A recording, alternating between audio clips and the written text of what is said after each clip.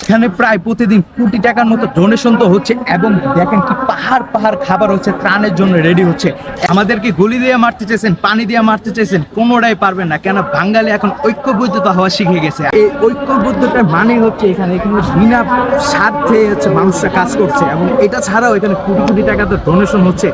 এছাড়াও গতকালকে হচ্ছে আমাদের টিএসসি ঢাকা টিএসসির মধ্যেও 1 কোটি টাকা প্লাস হচ্ছে ডোনেশন আছে। এছাড়া তো ওখানে সামগ্রী আইটেম সবগুলো তো ডোনেশন আছে। এখানে যে লক্ষ লক্ষ প্রাণ যেতেছে একমাত্র সম্ভব হচ্ছে ঐক্যবদ্ধতার কারণে, যে ঐক্যবদ্ধতার কারণে আমরা কিছুদিন আগে দেশটাকে স্বাধীন করতে পেরেছি। এবং এখানে কিনা একটা জিনিস আসলে না বলে আর পারছি না, যেটা কারণে প্রত্যেকটা সেক্টরের মানুষ আলাদা আলাদা ভাবে, কেউ খেজুর ঢালতেছে, কেউ পলিথিন খুলছে, কেউ খেজুর প্যাকেটিং করে মোড়াচ্ছে। এবং এখানে একটা জিনিস আরো ইন্টারেস্টিং লাগছে, মানে এই জিনিসটা কল্পনা আমি করিনি কখনো, যেখানে কিনা এখানে কাজের মুহূর্তে কেউ যদি কোনো আঙ্গুল ছিলে যায়, কেটে যায়, সেটার জন্য আলাদা ডাক্তারি একটা সেক্টর আছে। তো এই জিনিসটা আজকে খুবই ভালো লাগছে।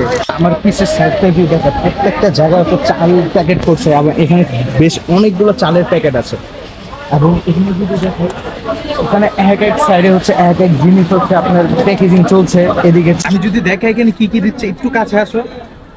এখানে হচ্ছে একটা প্যাকেটে যদি দেখে, এখানে হচ্ছে লবণ আছে, ডাল আছে, তেল আছে, খেজুর আছে, এবং হচ্ছে পানি আছে, তারপরে জরুরি কিছু ওষুধ যেগুলো লাগে মেডিসিন সেগুলো আছে।